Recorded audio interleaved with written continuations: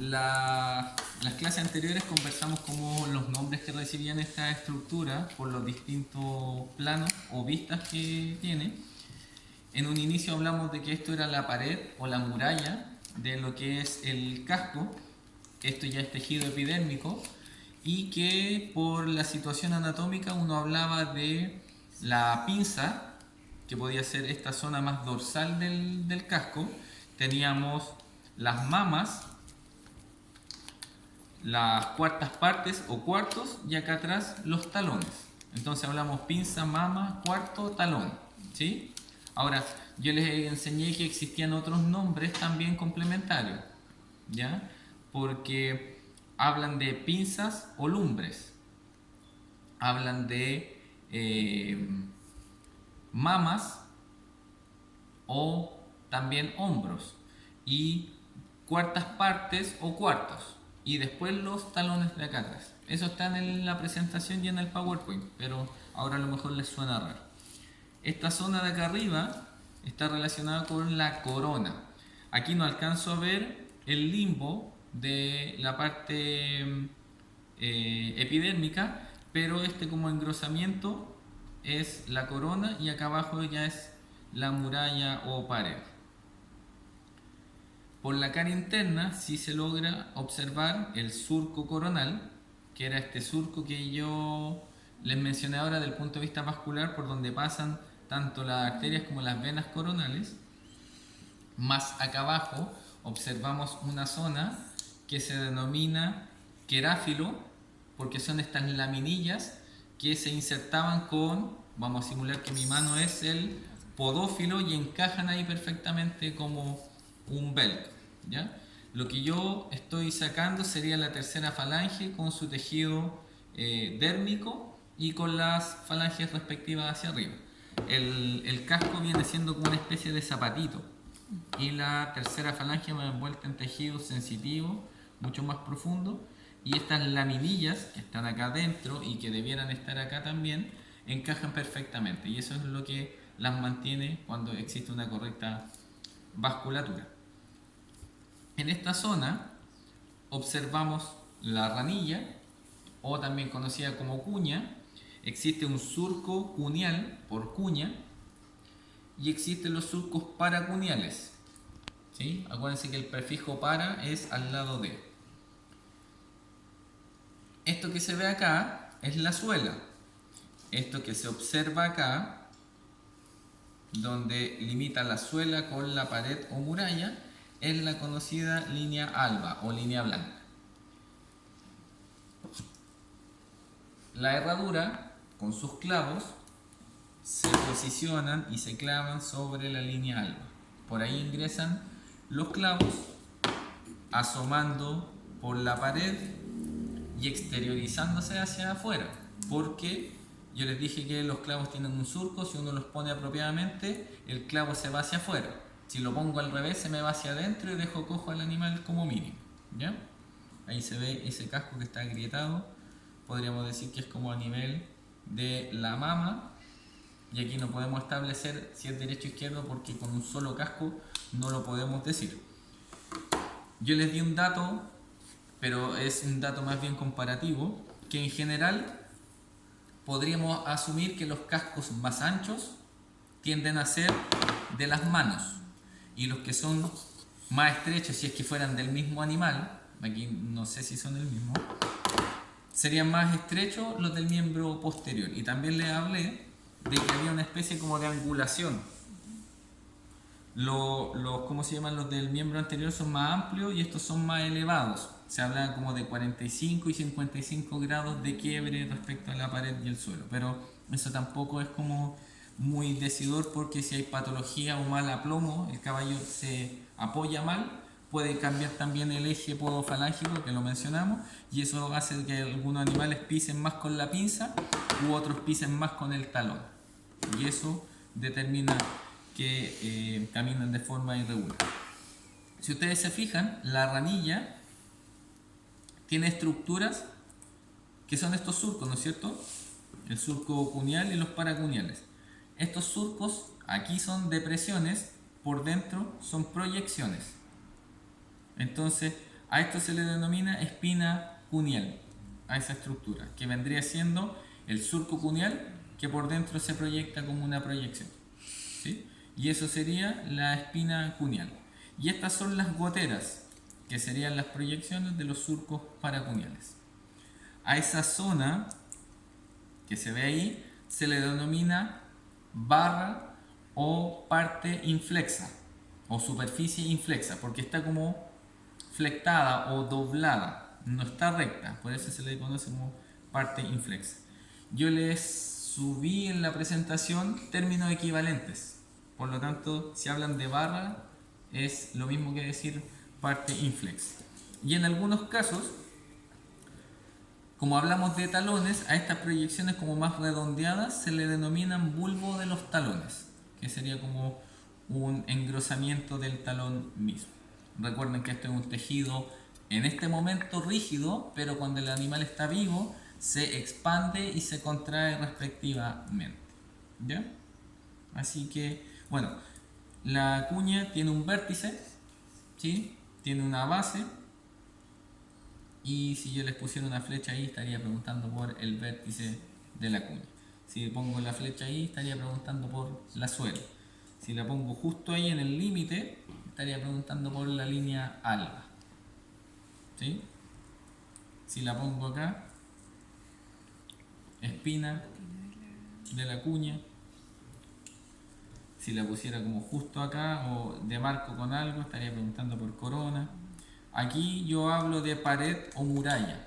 Ahora, si yo se las delimito, les podría preguntar por pinza, mama, cuarto. Pero eso no es como tan fácil de identificar en primera instancia. Esta cuña se ve mucho más bonita y más limpia. Esta está como media deteriorada.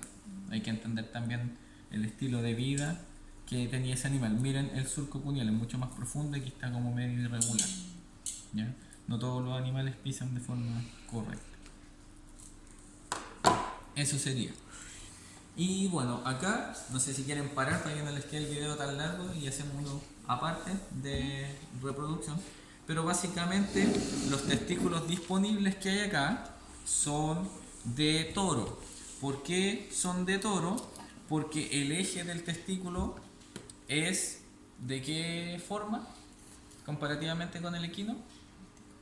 Son verticales, ¿no es cierto? Los del potro iban así, ¿ya? Pero estos van así. Ahora, nosotros conversamos de envolturas, membranas.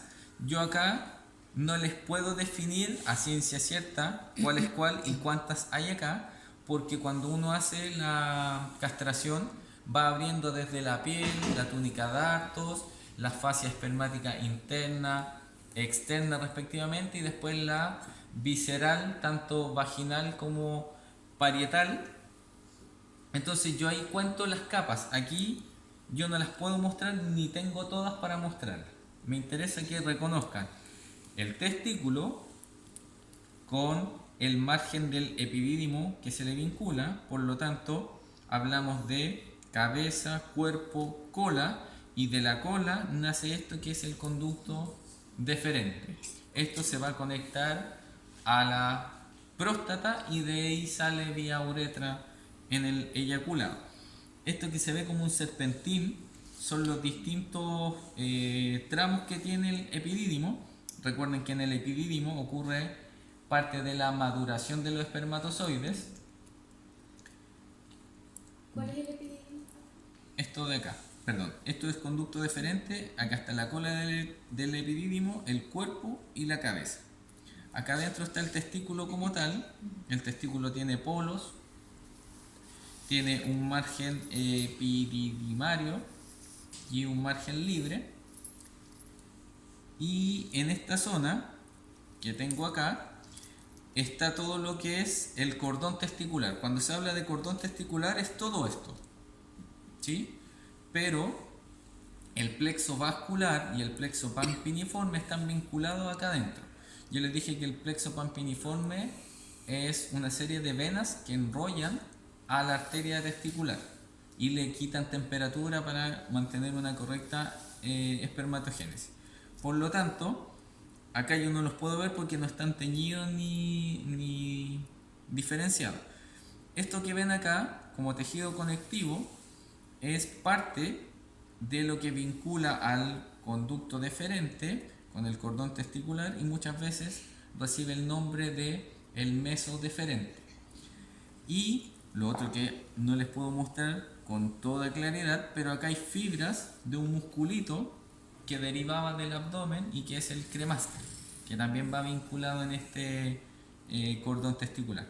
Entonces cuando hace frío, normalmente el testículo se contrae gracias al cremaster y se acerca a la cavidad abdominal, y cuando hay mayor temperatura y vasodilatación, el testículo se aleja, elongándose y escapando un poco de la temperatura del abdomen. Eso permite de que la espermatogénesis no se vea comprometida. ¿Ya? Entonces estos son distintos testículos, todos de toros de distintos tamaños. Acá se ve un corte interno del testículo. Aquí se ve parte del rafe testicular, lo que da origen a la túnica albuginea y una serie de tabiques que se ven mucho en estos cortes histológicos que se muestran. Se supone que dentro de todo esto, que es el parénquima testicular, si yo le hiciera un corte histológico y lo tiño con hematoxilina eosina, vería túbulos seminíferos, que es la organización del testículo que ustedes ya conocen. Saliendo de este entramado de túbulos seminíferos, se formaban los conductos eferentes, que eran pequeñitos, que van a comunicarse con la cabeza del epidídimo, y de ahí se forma el epidídimo, cabeza, cuerpo, cola y finalmente el conducto deferente. ¿Los 4 son de vacuno? Sí, los 4 son de bovino. O sea, vacuno. Se fijan que aquí se ve un poco más músculo cremaster, eso que se ve ahí. Acá se ve el famoso plexo pampiniforme, y a ver si se los logro mostrar, que aquí está separado.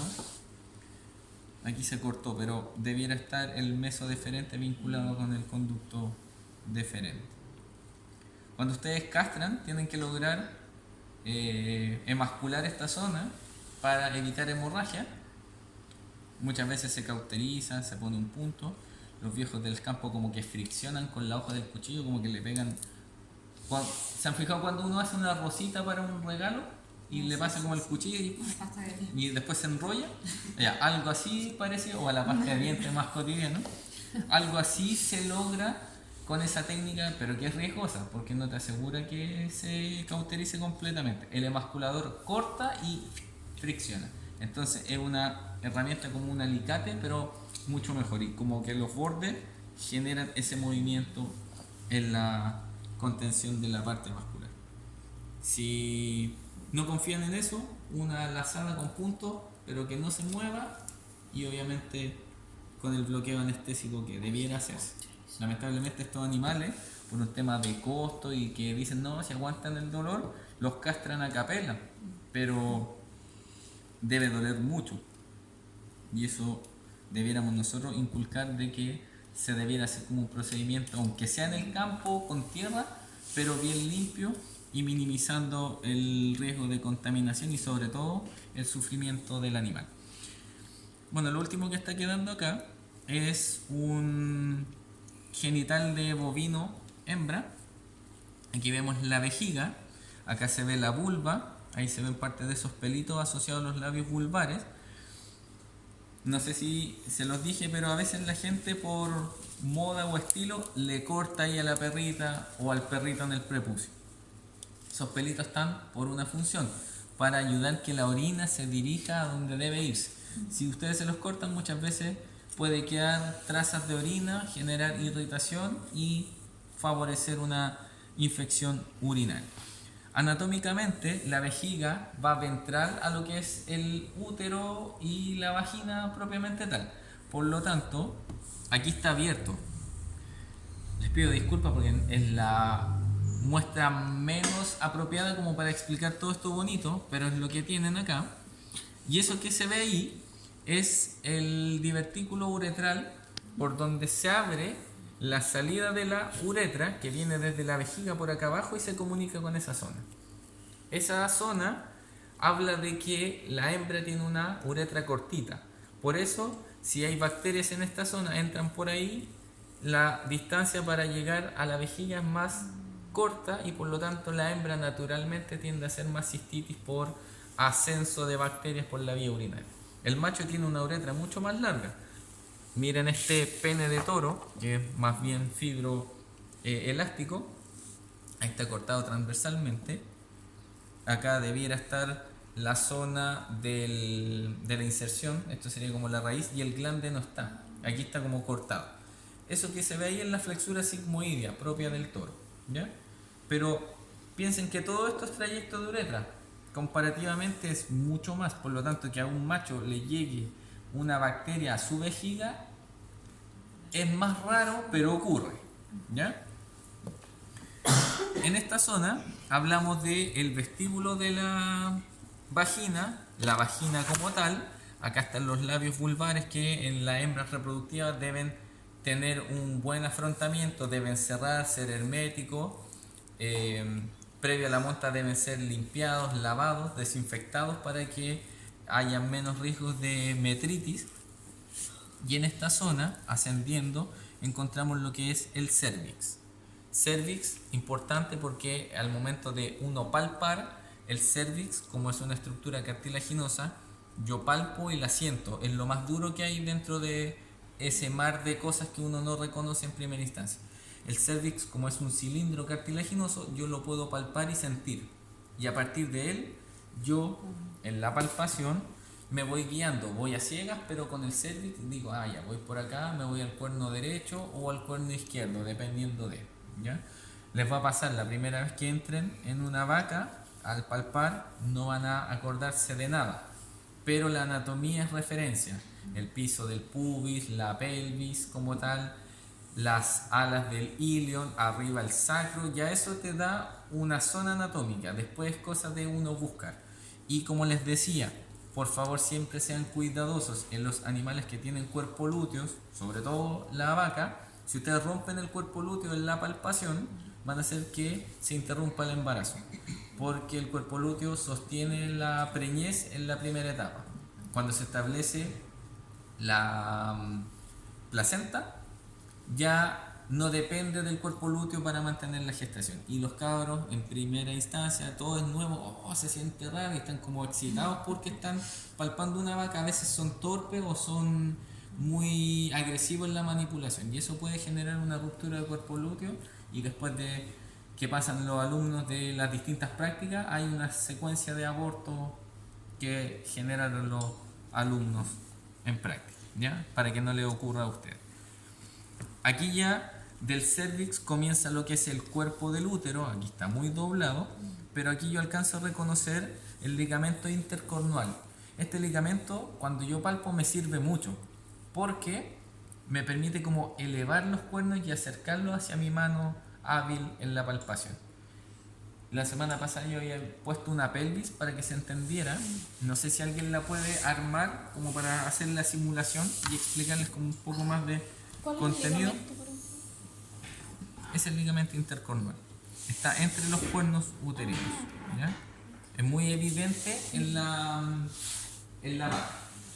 Que coincidan, aunque sean distintas, pero que tratemos de armar una pelvis. Esas son. Ya. Si puedes, ponla como mirando hacia allá, con las alas del ilion. Eso. Ya. Esto es importante porque, aunque la vaca está fracturada de pelvis, para el ejemplo, cuando uno palpa, normalmente en una vaquilla las estructuras que les estoy mostrando debieran estar en esta zona. De hecho, fíjense en la presentación cómo salía esos esquemas de palpación y uno siente el cervix y el útero debiera estar muy cercano porque va como enrollado hacia ventral y después sube el ovario. En una vaquilla esto debiera estar muy cercano al pubis. En una vaca que ya ha tenido varios partos puede que las estructuras por descenso de gravedad y por el peso de los tejidos esté un poco más anterior. Entonces, si ustedes están palpando una vaquilla, no se metan por allá adelante porque se van a pasar. En una vaquilla uno palpa cercano al pubis y en una vaca ya de varios partos se va un poquito más craneal. ¿ya? Todo eso depende de la involución del útero y cómo quedaron los elementos. Entonces, la sínfisis, para ustedes referencia, esto que es el cuerpo del ilion y las alas son referencias, y arriba acuérdense que está el sacro, que también es referencia anatómica. Muchas gracias. Participó en este espectáculo. Ya. Otra cosa que podemos aprovechar de mirar acá es que cada cuerno se va a relacionar con el ovario respectivo. El ovario está envuelto por una bolsa que muchas veces está relacionada con tejido adiposo. Lo que envuelve el ovario se llama mesoovario.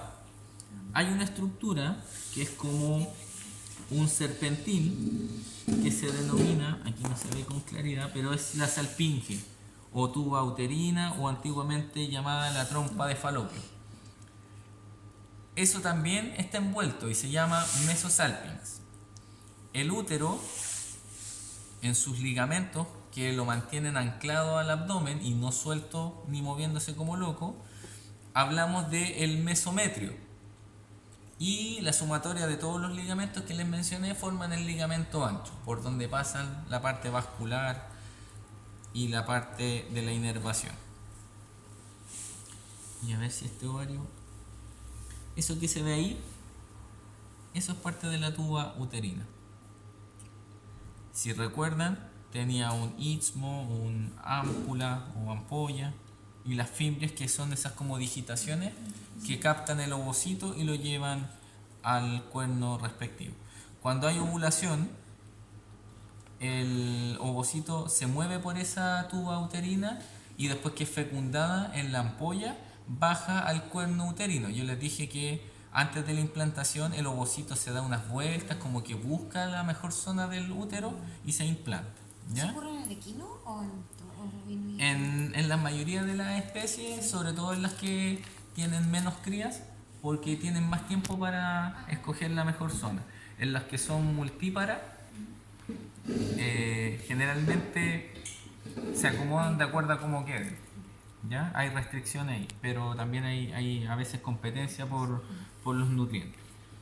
Y bueno, eso es lo que les puedo mostrar acá. No está la muestra muy cristiana, pero sí hay zonas reconocibles. O sea, si yo les pregunto por acá, podría ser vagina. Si les pregunto acá, es el meato urinario o el divertículo uretral. Si les pregunto por esta, es la vejiga. Si les pregunto justo ahí, está el cervix, que se ve como esa roseta. El cervix está abierto o cerrado dependiendo del ciclo estral. ¿Han escuchado hablar de la piometra? Sí. La piometra existe en su versión con cervix abierto y cerrado. Cuando está abierto, la perrita se sienta y deja como una poza putrefacta de pus. Cuando está cervix cerrado, es una bomba de tiempo que puede reventar el útero y romperse y liberarse hacia la cavidad abdominal. Me tocó ver los dos casos. El de cervix abierto es de mejor pronóstico si uno lo detecta a tiempo. Pero en este caso no lo hicieron y la perrita se murió de una insuficiencia renal. Y en el caso del cervix cerrado me tocó ver la ruptura del útero. Le hicimos con un colega la limpieza. A las 2 horas después de la limpieza la perra ya estaba recuperada y moviendo la cola. Con 42 de fiebre prácticamente. Extremísimo, pero lo peor lo logramos y lo de mejor pronóstico no se logró porque hubo insuficiencia renal tiempo. porque le salió el pus por ahí, se metió por la uretra? No, la insuficiencia renal es porque las toxinas bacterianas llegan a circulación y como objetivo le llegan al riñón, porque el riñón capta como el 20% de la irrigación sanguínea. Entonces es una consecuencia. Ujú. ¿No No estaban es por acción. esterilizadas? ¿Ah? ¿No estaban esterilizadas? Era una perrita pastor alemán de un caballero que trabajaba con mi papá y nunca la esterilizó. Y tenía todos los signos y más encima la llevaron a un veterinario, o sea, a una clínica en San Antonio, donde atienden poco y no siempre están. Entonces, todo eso entorpeció, creo que en la cirugía la perrita se les murió. Pero el caso, como pronóstico, era mucho más favorable porque si había descarga, no había posibilidad de ruptura. Esta otra perrita que yo les cuento era una labradora y llegó con 42 de fiebre porque ya se le había roto el útero y estaba drenando hacia la cavidad abdominal. Entonces estaba con peritonitis además, pero con un correcto lavado y una esterilización se pudo resolver. Y sin mentir, 2 horas después la barra ya estaba moviendo la cola en el postquirúrgico. Pero fue suerte porque la trajeron a tiempo. Si no, a lo mejor no lo habría contado. Y eso indica que estamos listos por hoy.